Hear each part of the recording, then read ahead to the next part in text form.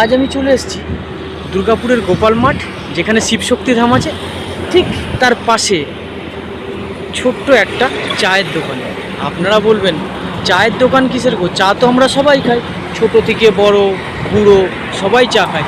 কিন্তু এই চায়ের দোকানে এক বিরাট বিশেষত্ব আছে। সেটা কি জানেন? সেটা হচ্ছে এইখানে যে চায়ের দোকান আছে না, এইখানে চা চিনি দিয়ে হয় না, হয় গুড় বাতাসা দিয়ে।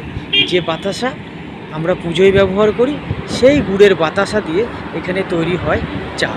এবার আমরা জেনে নেব যে এই গুড় বাতাসা দিয়ে এখানে এই দোকানে চাটা করেন কে, আর এই কনসেপ্টটাই বা ওনার কাছে এলো কীভাবে। নমস্কার দাদা, এই দোকানটা কার? এই দোকানে চা কে বানান? আপনি বানান চা? আচ্ছা, এই যে গুড় বাতাসা দিয়ে চা, এই গুড় বাতাসা ধারণাটা আপনার মধ্যে এলো কি করে? এটা অনেক গল্প। তো মিনিমাম আমি 2-3 বছর আগে আমি বাবার সঙ্গে আলোচনা করেছিলাম, মানে কি করা যায় কিছু খুঁজে পাচ্ছিলাম না। তো মা একদিন পায়েস করছিল গুড় বাতাসা দিয়ে, গুড়ের পায়ে কালারটা আসে। তো আমি দেখলাম মা গুড় বাতাসা দিয়ে চিনি দিয়ে কেন করছো না? বলছে মানে চিনি দিয়ে সবাই খেতে পারে না, গুড় বাতাসা দিয়ে সবাই খেতে পারে। বাহ, তাহলে চাটা একবার করে দেখেছো। তারপরে দুধ ছিল সামনে, দুধ ছিল, চা পাতি তো থাকেই রান্নাঘরে সবারই ঘরে। তারপর আমি গুড় বাতাসা দিয়ে চা করলাম, সবাইকে ঘরে খাওয়ার দেখলাম, সবাই দারুণ টেস্ট। তারপরে মাথার মধ্যে আমি হালকা হালকা করতে শিখলাম মানে 2 বছর পর আমি জায়গা পাচ্ছিলাম না। তারপর আস্তে কন্ডেন্সে এখানে এসে পরে আমি জায়গাটা পেলাম। আর গুড় বাতাসার চা কোনো ক্ষতি নেই কিন্তু, আর সুগারের পেশেন্ট আরামসে খেতে পারে। আর চিনি একদমই নেই, চিনি খুঁজে দেবে, যাকে যা খুঁজবে তাই দেবো, যেটা বল।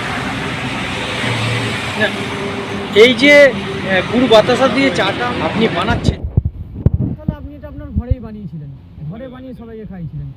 আর আপনার এই দোকানে যারা আসেন তারা সবাই গুড় বাতাসায় চা খান? গুড় বাতাসা, চিনি একদমই নেই।